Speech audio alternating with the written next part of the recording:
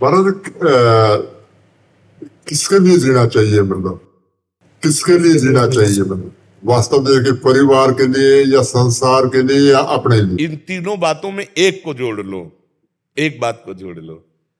आपका जीवन किसके लिए है, हमको ये आप पहले उत्तर दे तो हम आपको फटाक से उत्तर दे देते हैं। आपका जीवन किसके लिए है? इसका तो मालूम नहीं महाराज। हाँ, इसीलिए आप समझ नहीं पाए। तीनों बातें एक है। आप जी रहे हो सिर्फ भगवान के लिए, अनजाने में भी भगवान के लिए जी रहे हो। ये इंद्रियां, ये मन, ये शरीर, ये प्राण भगवान की रचना है। आप भगवान के अंश हो ना, भगवान के द्वारा ही नियत समय तक के लिए इस शरीर में हो। अनजाने में भी भगवान को सब प्यार करते हैं। कैसे? जैसे इनके अंदर भगवान बैठे हुए हैं, ये तुम नहीं जान पा रहे हो। ये तुम्हारी पत्नी कौन है, पूर्व जन्म में कौन थी? ये तुम्हारी बेटी कौन थी? तुम्हारा बेटा कौन आया है? कुछ पता नहीं। ना आप अपने को जानते हो ना इनको जानते हो। जो आपको भी जानता है, इनको भी जानता है और आपको बहुत प्यार करता है, उसे कहते हैं भगवान।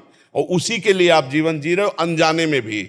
अनजाने में अपने को जीवन में कि मेरे पत्नी है, मेरा बच्चा है, मेरा बेटा है, मेरा परिवार, मैं जो ये मैं है वो श्री कृष्ण है, वही भगवान है जिसे तुम जान नहीं पा रहे हो। ये तुम नहीं हो, ये तुम्हारा ढांचा है। मानते हो कि नहीं? खली जिसका नाम है, ये ढांचे का नाम है या तुम्हारा नाम है? ढांचे का नाम। ढांचे का नाम इस शरीर का नाम है। इस शरीर का नाम खली है। ये जब मां के गर्भ में था तब खली नहीं था। जब ढांचा बाहर आया तब उसको नाम दिया गया, ढांचे को नाम दिया गया।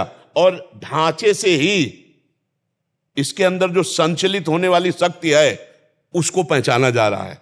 लेकिन उस शक्ति को कोई नहीं नाम दे रहा। जो खली के अंदर पावर है, जो खली के अंदर ईश्वर है, उसको कोई नहीं देख रहा, उसको ज्ञानी देखता है। तुम उसी को प्यार करते हो, शरीर को प्यार करते हो इसलिए कि शरीर के अंदर वो शक्ति विराजमान है।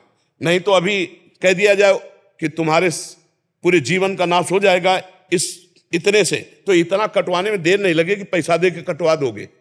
मतलब शरीर से भी प्रिय प्राण, प्राण से भी प्रिय आत्मा, और जिसे आत्मा कहते हैं उसे परमात्मा कहते हैं। और वही इनमें विराजमान, इनमें विराजमान, इनमें विराजमान। पावर वही भगवान का है। तो तुम अनजाने में भी भगवान से प्यार करो, अगर जान के प्यार कर लो तो जीवन मुक्त हो जाओ। अब वही भगवान तुम्हें शरीर जैसे प्रिय और पोषणकारी दिया है। तुम्हारा अधिकार शरीर को नष्ट करने का नहीं है भला, ना भारतीय और ना भागवतिक। अभी कानूनी कार्रवाई में आपको केवल यह साबित हो जाए कि आप अपने शरीर को नष्ट करना चाहते हैं तो आपको सजा हो जाएगी कि नहीं हो जाएगी? तो मतलब इस शरीर पर आपका अधिकार नहीं है, जीने का अधिकार है। खाओ पियो मौज करो, इसको नष्ट नहीं कर सकते। ये सरकारी है, भारतीय भी और भागवतिक भी। इसका मतलब भगवान की सत्ता। तो ये आप इनसे व्यवहार कर सकते हो, प्यार कर सकते हो, इनको सुख पहुंचा सकते हो, लेकिन नष्ट करने का अधिकार नहीं है, नहीं आपको जेल हो जाएगी। ये सरकारी है ना, सरकारी, भागवतिक भी और कानूनी भी। मतलब टोटल अगर हम हिसाब में जाएं तो हम भगवान के लिए जी रहे हैं। अगर हम जान ले इस बात को तो मस्त हो जाएंगे, और नहीं जान पा रहे इसलिए अहंकार की दशा में हम सांसारिक जीवन जी रहे हैं। नहीं, भागवतिक जीवन है। ये भगवान गोद में बैठा है, जो लाला मूर्ति में लिए रहते ना, ये वही लाला है। पहचान लो, बस समझ में आ जाएगा। वही श्री कृष्ण तुम्हारी गोद में बैठा है, वही जगदम्बा तुम्हारी पत्नी के अंदर भी वही शक्तिमान विराजमान है। पत्नी का रोल करने वाली वही आद्या शक्ति, कोई दूसरा नहीं है। जो तुम्हारे अंदर बैठा हुआ महाबल वो भगवान ही है, दूसरा कोई नहीं। अनजाने में भी हम उसी का आदर कर रहे हैं। महाराज जी, मेरा क्वेश्चन है कि भी जैसे हम मतलब परिवार के लिए दिन रात मेहनत करते हैं। हम जैसे बोला ना अभी कि भी आप 1000 बार नाम लो, तो सुबह से शाम को लेट सोते हैं, सोचते भी ये काम निपटाइए, वो निपटाइए।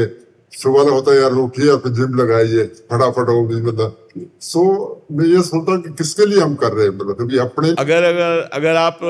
अगर आप सत्संग कभी सुने हो, हमने कहा कि सारा समय का कार्य भगवान को समर्पित कर दो तो भजन बन जाएगा। भगवान का भजन करने से ही पूर्णता ये बात समझ में आएगी। नहीं, आपको ये लग रहा है कि मैं अपने लिए जी रहा हूं, अपने परिवार के लिए जी रहा हूं, लेकिन ये जीवन कोई महत्व का जीवन नहीं। इसका कोई महत्व नहीं है भजन नहीं हुआ जीवन में। ध्यान रखना, जब तुम जाओगे तो अकेले जाओगे यहाँ से, ना ये शरीर जाएगा ना परिवार का कोई जाएगा। और अगर भजन नहीं है तो यहाँ का जिम और यहाँ का तुम्हारा सारा नाम और यहाँ का बैंक बैलेंस, एक पैसा तुम्हारे साथ नहीं जाएगा। पत्नी सद्भावना कर सकती, साथ नहीं जा सकती। बेटे तुम्हारे लिए आंसू बहा सकते, साथ नहीं जाएंगे। अभी आप जो जीवन दे रहे हो वो जाने में भगवान को ही दे रहे हो, परिवार को मत मानो। ये भगवान के ही सदस्य हैं, तुम इनको नहीं जानते हो। ये आए हम वही समझाना चाहते तुम्हें कि तुम कह रहे हो कि हम दिन भर लगे हुए हैं परिवार के लिए, तो हम अपने लिए लगे हैं या परिवार के लिए लगे हुए हैं? नहीं, आप भगवान के लिए लगे हो, ये बात मान लो। अभी आप अपने लिए मानते हो, अपने परिवार के लिए मानते हो, इसलिए थोड़ा बोझा सा भी लगता है। नहीं लगता है बोझा सा? कितना करो। शब्दों में कहें कि जैसे हम चल रहे हैं जी, परिवार के लिए कमा रहे हैं, सब कुछ कर रहे हैं, अपनों को भी देख रहे हैं क्योंकि व्यवहार में हमारे जी, तो इसी को कैसे माने कि भगवान का है? क्योंकि वो है, मानने से ही तो है। हम पूरा समय भगवान को समर्पित, इसीलिए कह रहे कम से कम 1000 बार राधा नाम जप करना, उससे समझ आएगा, समझ आएगी, बौद्धिक शक्ति बनती चली जाएगी, बुद्धि समझ में आती चली जाएगी। और धीरे धीरे जब आपको लगे तो खान पान सुधार लो। ठीक है महाराज। धीरे धीरे लगे, हम इसीलिए पिछली बार कुछ बोले नहीं थे और इस बार कुछ बोल रहे हैं, अभी पूरा ब्रेक नहीं मार रहे। धीरे धीरे आप, आज पहले से काफी हाँ धीरे धीरे धीरे धीरे पहले से मैं काफी सुधार कर हाँ, धीरे धीरे बहुत चेंज हो गया महाराज जी। घर पे जो हमारा है सब चेंज हो गया महाराज जी। बेटी का क्वेश्चन है, ये शुरू से जब से हुई है ना, ये श्री कृष्ण जी को बहुत मानती है। तो इसका जैसे हम घर पे जैसे और भी हमारे देवी देवताओं को मानते हैं, इसको ये कंफ्यूजन में है कि मानती भाई है कृष्ण जी को, और ये कंफ्यूजन में है कि मैं क्या करूं, इसको मार्गदर्शन कुछ दिखा दो ताकि ये भी समझ आए अभी से ना छोड़। हाँ, इसमें बात ये देखना है कि जैसे घर में भाई है तो भाई के अलावा माँ भी तो है ना, बहन भी तो है ना। तो जैसे हम दुर्गा देवी विराजमान है तो समझती है मेरी माँ है, और भी देवता हैं तो सब श्री कृष्ण के ही अंश से तो हैं। हम किसी का निरादर ना करें, पर हमें प्यार श्री कृष्ण से है तो हम उनकी पूजा करें। और अन्य जितने भी भगवत स्वरूप हैं किसी का निरादर ना करें, सब में प्रणाम करें, क्योंकि सब भगवान के स्वरूप। मान लो देवी जी हैं तो अम्बा है, जगत जननी है, भगवान शिव है तो जगत पिता है, जितने और देवता हैं तो सब भगवान ही के अंश से तो है। तो अपने श्री कृष्ण से प्यार करें और सब देवताओं को नमस्कार करें। इतना सुंदर तुम्हारा भाव है कि श्री कृष्ण की बात सुनकर तुम्हारे आंसू आ गए। तुम तो बहुत पूर्व की कोई भजन करने वाली सखी हो, ले तो ऐसा कैसे हो सकता है? तो यही समझाते कि सब भगवान जी श्री कृष्ण जी सब है, हाँ, तो निरादर नहीं करते। ये बहुत ये पेंटिंग्स बनाती है जैसे राधा जी की। ये तो गजब की बात है भाई, आपके घर में इतनी भजनानंदी संत आ गई। ये पूर्व की कोई संत रही है?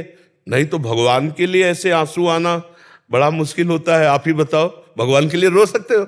भगवान के लिए बहुत सुंदर, बड़ी कृपा है आपकी कि जो ऐसी संतान है आपके पास। श्री कृष्ण प्रेमी पूर्व का कोई भजनानंदी महात्मा है जो अपना भजन पूर्ण करने के लिए तुम्हारे घर आया। बहुत सुंदर, भगवान की बहुत कृपा है आपकी। बोलती है पहले कृष्ण जी को राखी बांधती है, फिर बोलती है मेरा भाई है, फर्स्ट भाई मेरे कान्हा जी। हाँ बिल्कुल, बहुत सुंदर बात। हमें बहुत अच्छा लगा बच्चा आपसे मिलकर, बहुत अच्छा लगा।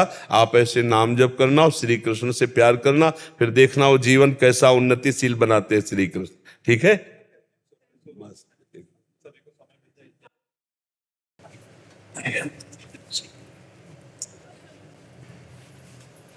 दंडोत।